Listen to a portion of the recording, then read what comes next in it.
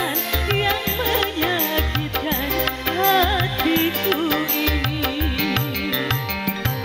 Baru saja sebulan kau nyatakan cintamu, tapi hari ini kau memaksa aku untuk menangis.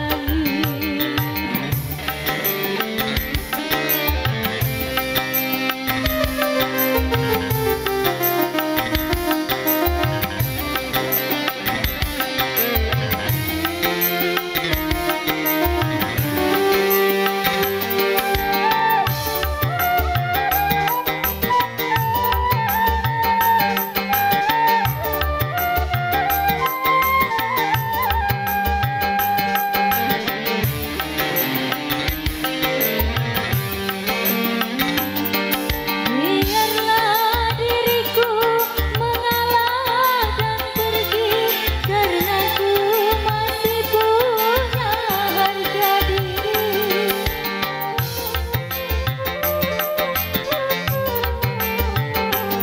Ku tak ingin hatiku terluka sakit untuk yang pertama kalinya, hanya karena dirimu semata.